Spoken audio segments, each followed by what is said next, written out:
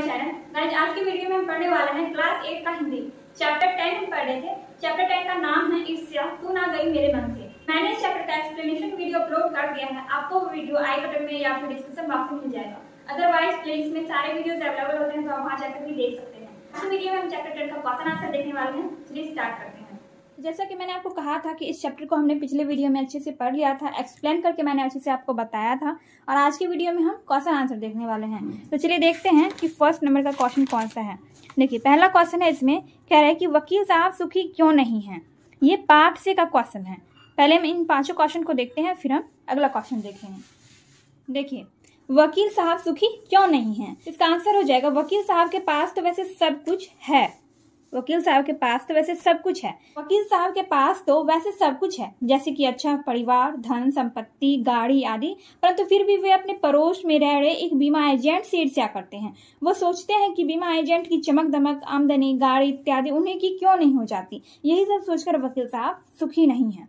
देखिए, वकील साहब के पास सब कुछ है, उनके पास बहुत अच्छा परिवार है, पत्नी मृदुभाषिणी है, धन संपत्ति भी है, गाड़ी वगैरह भी है, लेकिन फिर भी वो खुश नहीं है, क्योंकि वो एक बीमा एजेंट से चलते हैं। वो उनसे ईर्ष्या करते हैं। वो सोचते हैं कि उनके पास जो कुछ भी है वो सब मेरा क्यों नहीं हो जाता। तो यही सब सोच सोच कर वो दुखी रहते हैं और खुश नहीं रह पाते।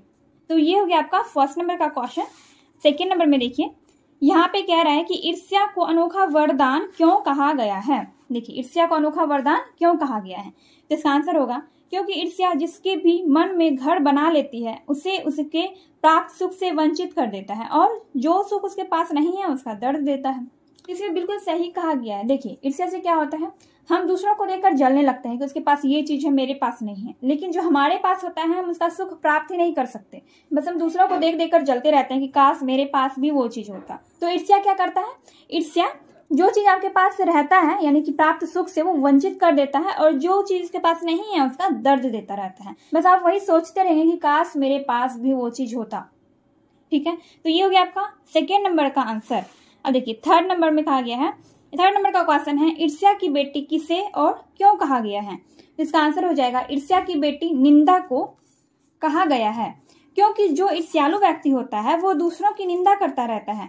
वह ये सोचता है कि मैं दूसरों की निंदा करके स्वयं महान बन जाऊंगा, एवं जिसकी निंदा की जाएगी वो सबकी नजरों में गिर जाएगा, परंतु ऐसा नहीं होता है। ये चीज आप अपने चैप्टर में भी पढ़ेंगे। जब आप उसमें देखेंगे तो लेखक ने कहा है कि व्यक्ति क्या सोचता है कि अगर मैं किसी की निंदा करूंगा तो वो सबके नजरों में गिर जाएगा और मैं महान बन जाऊंगा। और उन्होंने ये भी कहा है कि ऐसा कुछ भी नहीं होता है।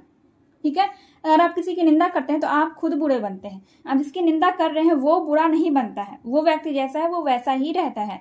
लेकिन अगर आप किसी दूसरे की निंदा करने लगते हैं तो आप खुद बुरे बनते हैं। ठीक है, इसलिए दूसरों की निंदा नहीं करनी चाहिए और ना ही किसी से ईर्ष्या करनी चाहिए।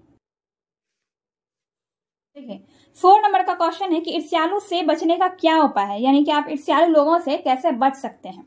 तो इसका आंसर क्या मैंने लिखा है, ईर्ष्यालु व्यक्ति से बचने का यही उपाय है कि अपने बुरी आदतों अथवा अवगुणों को पहचान कर उसे दूर करें तथा उस ईर्ष्यालु व्यक्ति को प्रभावित करें, जिससे उसके मन में आपके प्रति ईर्ष्या समाप्त हो जाए। एक तो ये पहला उपाय है, और एक उपाय इसमें दिया गया जो कि आपके बुक में है। देखिए, नीत्शे कहते हैं कि बाजार की मक्खियों को छोड़कर एकांत की ओर भागो। जो कुछ भी अमर तथा महान है उसकी रचना और निर्माण बाजार तो सुयत से दूर रहकर किया जाता है। जो लोग नए मूल्यों का निर्माण करने वाले हैं वे बाजारों में नहीं बसते, वो शोहरत के पास भी नहीं रहते। जहाँ बाजार की मक्खियां नहीं भिनकती वह जगह एकांत है। एक उपाय यह है कि आप ईर्ष्यालु लोगों से बच सकते हैं, उनसे दूर भाग सकते हैं।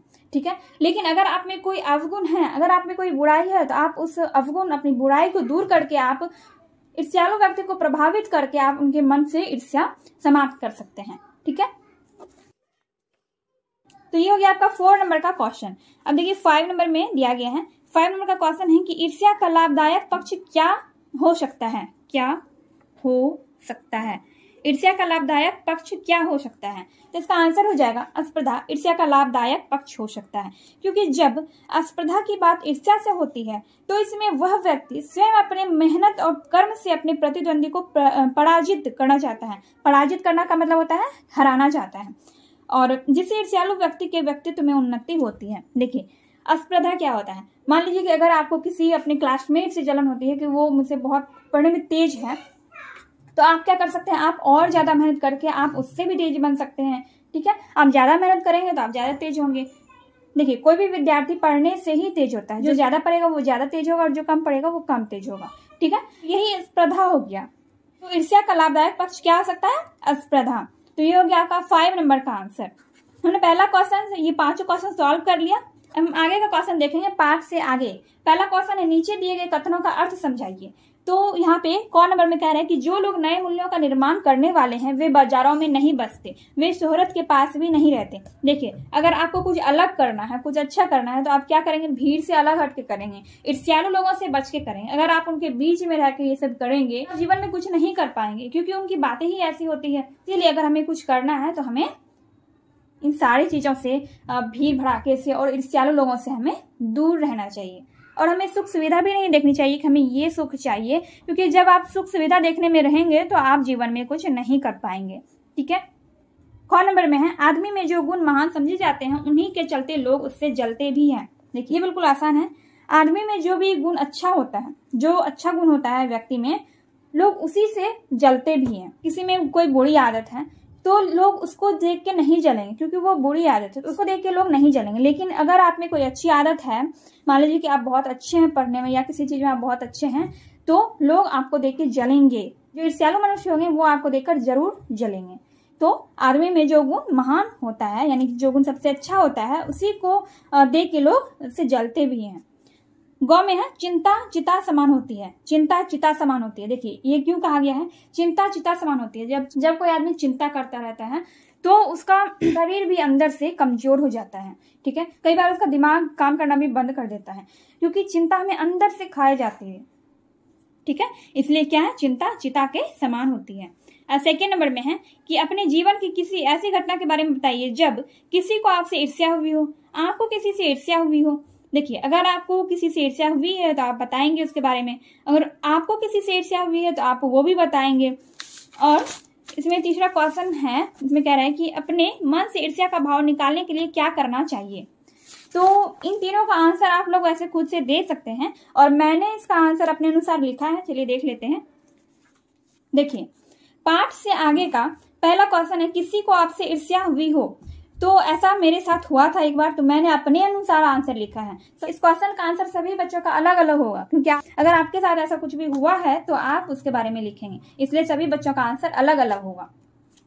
तो मैंने लिखा है, हाँ, जब मैं 10वीं क्लास में पास हो गई थी तथा मेरी 2 सहेलियां फेल हो गई थी, तब एक सहेली ने मुझसे बात करना बंद कर दिया था। बात करना क्यों बंद किया था? ईर्ष्या के चलते। ठीक है, तो मेरे साथ ऐसा हुआ। अब दूसरा है कि आपको किसी से ईर्ष्या हुई हो। आपको किसी से ईर्ष्या हुई हो। तो मेरे साथ ऐसा कुछ भी नहीं हुआ है। मुझे ऐसा कभी नहीं लगा कि मुझे किसी से ईर्ष्या हुई है, क्योंकि मैं कभी किसी को देख के नहीं जलती थी। अगर मुझे ऐसा लगता भी था कि मेरे अंदर ये गुण नहीं है या फिर मुझ में कोई कमी है, तो वो मैं अपने आप से पूछती थी और अपने आप को बेहतर बनाने की कोशिश करती थी, और अभी भी करती हूँ। तो इसलिए मुझे किसी से ईर्ष्या नहीं हुई है। तो इसका आंसर मैंने नहीं लिखा है। अगर आपको किसी से कभी ईर्ष्या हुई है तो आप इसका आंसर लिख सकते हैं। चलिए नेक्स्ट है अपने मन से ईर्ष्या का भाव निकालने के लिए क्या करना चाहिए। तो इसका आंसर मैंने लिखा है हमें अपने मन से ईर्ष्या का भाव निकालने के लिए सबसे पहले तो यह सोचना चाहिए कि मेरे मन में ईर्ष्या किस वजह से आई। जब हमें ये पता चल जाए तो हमें अपने अंदर की कमी, अपने मन के दोष को दूर कर ईर्ष्या को मन से निकाल देना चाहिए। तो ये हो गया आपका गो नंबर का आंसर। ठीक है, और व्याकरण से कुछ क्वेश्चन है। निम्नलिखित शब्दों का वाक्यों में प्रयोग कीजिए। पहला है मृदु भाषणी, चिंता, सुकर्म, बाजार और जिज्ञासा। आपको इससे क्या करना है? इसे वाक्य बनाना है। जैसे कि ये शब्द है मृदु भाषणी, तो इससे आपको वाक्य बनाना है। चलिए देखते हैं। देखिए, पहला शब्द था मृदु भाषणी, तो मैंने इसे सेंटेंस बनाया है। देखिए, ये सेंटेंस भी आप अलग अलग तरीके से बना सकते हैं। कोई जरूरी नहीं है कि मैंने आपको जो बताया आप सेम टू सेम वही लिखेंगे। आप अपनी इच्छा से, अपने अनुसार आप अलग वाक्य भी बना सकते हैं। बस इसमें इस शब्द का इस्तेमाल होना चाहिए। ठीक है, जैसे मृदु भाषणी है, तो सीता अत्यंत मृदु भाषणी है। सीता क्या है? अत्यंत मृदु भाषणी। मृदु भाषणी का मतलब होता है मीठा बोलने वाली। चिंता करना व्यर्थ है। सुकर्म का मतलब होता है अच्छे कर्म। सुकर्म हमारे व्यक्तित्व को निखारता है। बाजार तो आप जानते ही हैं। सुमन और आरोही बाजार जा रही है। सुमन और आरोही नाम है, किसी लड़की का नाम है सुमन और आरोही, तो इससे मैंने वाक्य बनाया सुमन और आरोही बाजार जा रही है। नेक्स्ट है जिज्ञासा। जिज्ञासा से ही हम अपने जीवन में उन्नति कर सकते हैं। अगर आपको किसी भी चीज के बारे में जानने की जिज्ञासा होगी तो उससे आपको क्या होगा, आपका ज्ञान बढ़ेगा और आप इससे अपने जीवन में उन्नति कर पाएंगे, आप आगे बढ़ पाएंगे। दोस्तों अब यहाँ पर दिया गया है वाक्यों के बारे में, जैसे कि वाक्य 3 प्रकार के होते हैं, सरल या साधारण वाक्य, मिश्र वाक्य, संयुक्त वाक्य। तो इन्हीं तीनों के बारे में यहाँ पर दिया गया है। वाक्य क्या होता है, विचार की पूर्णता को प्रकट करने वाले वैसे शब्द समूह को वाक्य कहते हैं जिसमें कर्ता और क्रिया दोनों होते हैं। जैसे कि मोहन पढ़ता है, तो मोहन क्या है, करता है, और पढ़ना क्या है, क्रिया है, तो इसमें कर्ता और क्रिया दोनों है। तो इसी तरह वाक्य के 3 प्रकार को यहाँ पर बताया गया है। इसको आप लोग खुद से पढ़िएगा, समझिएगा, और ना समझ आए तो आप व्याकरण की किताब जरूर पढ़िएगा, उसमें वाक्यों के बारे में रहता है। जब आप हिंदी व्याकरण की किताब पढ़ेंगे तो उसमें आपको सारा चीज दिया हुआ रहता है। तो आप हिंदी विषय पढ़ने के साथ साथ हिंदी व्याकरण भी पढ़ा कीजिए, वो भी आपको बहुत काम आएगा। तो इस तरह से हमने चैप्टर 10 यहाँ पर कंप्लीट कर लिया है। एंड हम नेक्स्ट वीडियो में नेक्स्ट चैप्टर देखेंगे, चैप्टर 11, जिसका नाम है कबीर के पद। तो आई होप आपको ये वीडियो अच्छी लगी हो। वीडियो अगर थोड़ी सी भी हेल्पफुल लगी हो तो प्लीज वीडियो को लाइक कीजिए, कमेंट कीजिए एंड अपने दोस्तों के साथ वीडियो को शेयर कीजिए।